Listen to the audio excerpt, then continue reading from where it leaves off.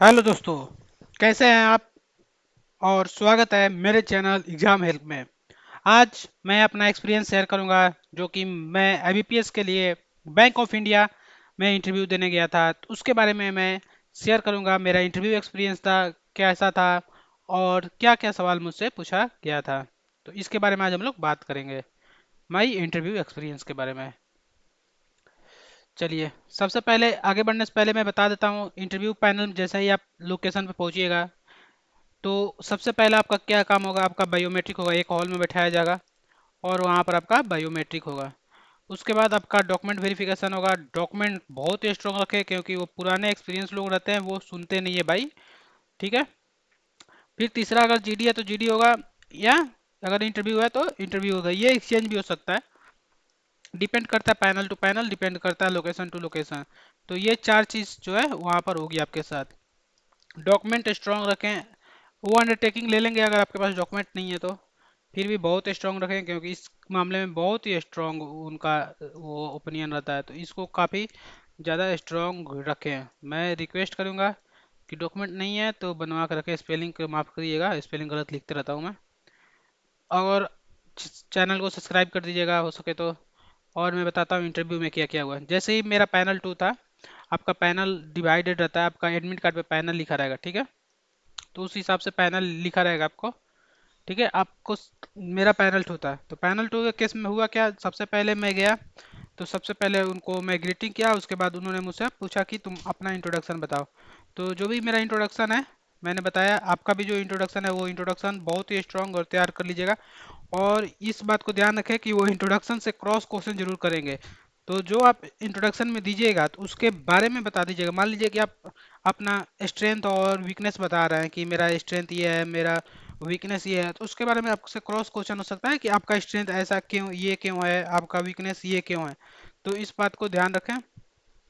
दूसरी सवाल जो उन्होंने मुझसे पूछा कि उन्होंने पूछा कि जैसे मैं इंट्रोडक्शन में बोला था कि इंट्रोडक्शन से बहुत क्रॉस क्वेश्चन होते हैं, तो मैंने बताया था कि मैं इस लोकेशन का हूँ। तो उन्होंने उस लोकेशन के बारे में पूछा कि उस लोकेशन के बारे में तुम क्या जानते हो, वहाँ का फेमस प्लेस क्या है, वो लोकेशन फेमस क्यों है, उस लोकेशन को यूनिक क्या बनाता है, उस लोकेशन में एक फेमस पर्सनालिटी बनता हो। तो इस तरह का सवाल पूछते हैं, बहुत ज़्यादा पूछे क्रॉस क्वेश्चन।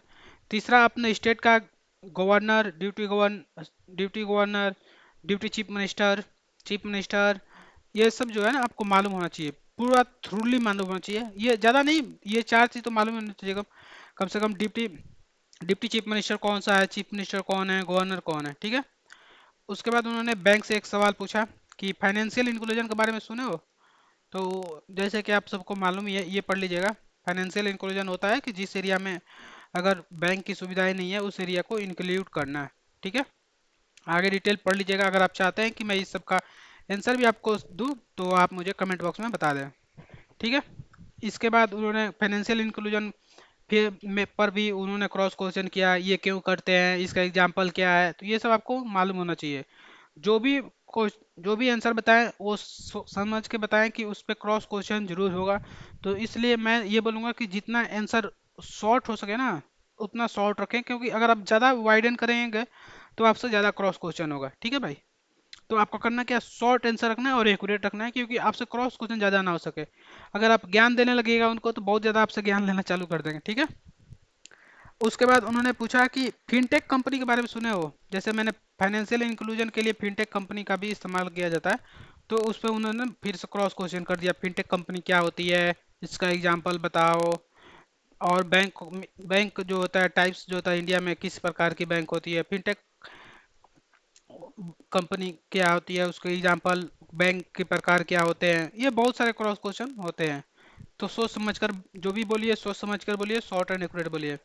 फिर उन्होंने बोला कि आजकल जैसे टेक्नोलॉजी का ट्रेंड है, तो टेक्नोलॉजी में आजकल जो बैंकिंग में टेक्नोलॉजी यूज होती है वो कौन सी यूज होती है, क्या बेनिफिट है इसका। ठीक है। फिर उन्होंने जैसे पूछा कि जैसे मेरा एग्ज़ाम था 14th को मान लीजिए। ठीक है, तो उस डे के बारे में पूछ लेंगे वो कि इस डे को क्या है। ठीक है। फिर प्रॉब्लम्स पूछेंगे कि बैंकिंग में प्रॉब्लम्स क्या है। ठीक है, और आप बैंकिंग ज्वाइन क्यों करना चाहते हैं, ये सब सवाल जो है आपसे पूछेंगे।